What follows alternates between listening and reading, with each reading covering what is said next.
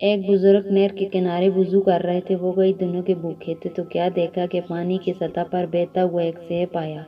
بھوک غالب ہوئی، اس کو پکڑا اور کھا لیا۔ جب کھا چکے تو خیال آیا کہ یہ تو میرا تھا ہی نہیں، اس کے مالک کوئی اور تھا اور میں نے کھا لیا۔ اب اس کے مالک کو کیسے ملیں؟ جس سمت سے پانی آ رہا تھا اس طرف چل دیے۔ کئی دنوں کی مسافت کے بعد دیکھا کہ ایک باغ ہے جس کی شاخیں اس پانی کی طرح لٹک رہی ہیں۔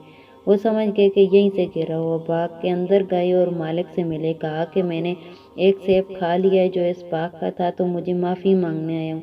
اگر آپ معاف نہیں کرتے تو اس کی قیمت بتائیں۔ جب باغ کے مالک نے یہ بات سنی، وہ بھی صاحب نظر تھے تو وہ سمجھ گئے کہ یہ تو کوئی اللہ والا ہے۔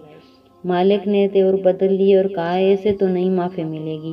بزرگ نے کہا حضرت کیسے ملے گی؟ تو مالک نے کہا کہ 12 سال تک تمہیں میرے باغ کی گوڈی کرنا پڑے گی۔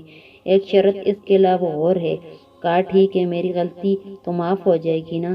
12 سال تک باغ کی گوڈی کرتے رہے۔ ایک دن صاحب باغ نے کہا کہ سیب توڑ کے لاؤ، مہمان آئے۔ وہ سیب توڑ کے لائے تو وہ کچے تھے۔ مالک نے کہا کہ سیبوں کے باغ میں رہتے ہوئے تمہیں 12 سال ہو گئے، تمہیں پتہ نہیں کہ کچے اور سیب اور پکے سیب کیسے ہوتے ہیں؟ تو کہا حضرت مجھ سے قسم لے لیجئے، 12 سال میں ایک دفعہ بھی نظر اٹھا کر سیبوں کی جانب نہیں دیکھا۔ ایک سیب کھایا تھا تو میں اس کی سزا بھگت رہا ہوں۔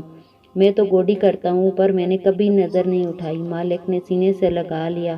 کہا تمہاری ایک شرط تو پوری ہو گئی، دوسری شرط یہ ہے کہ میری ایک بیٹی ہے جو آنکھوں سے نابینا ہے، کانوں سے بہری اور بول نہیں سکتی، اپاہج بھی ہے، چل نہیں سکتی۔ اس سے تمہارا نکاح کروانا ہوگا۔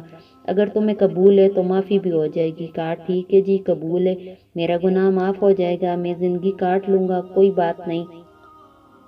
خیر نکاح ہو گیا۔ کہا کہ یہ کمرہ ہے، یہاں آپ کی زوجہ آپ کی منتظر ہے، وہاں چلے جائیں۔ جب وہاں گئے تو ایک خوبرو دوشیزہ منتظر تھی۔ وہ سیدھا پلٹے کہ میں غلطی سے کسی اور کے کمرے میں آ گیا ہوں۔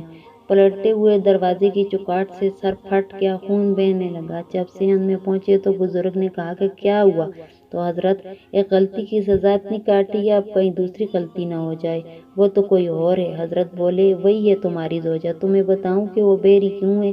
آج تک اس نے غیر محرم کی آواز نہیں سنی۔ تمہیں بتاؤں کہ وہ بول کیوں نہیں سکتی؟ اس نے غیر محرم سے کلام نہیں کیا۔ آندھی اس طرح ہے، آج تک اس نے غیر مرد کو نہیں دیکھا۔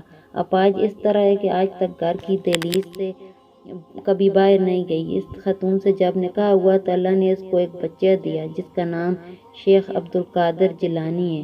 جب ماں باپ اس طرح کے ہو تو بیٹے اس طرح کے ہوتے ہیں۔ اگر میری آپ کو اسٹوری اچھی لگی ہو تو میرے چینل کو لائک سبسکرائب کریں۔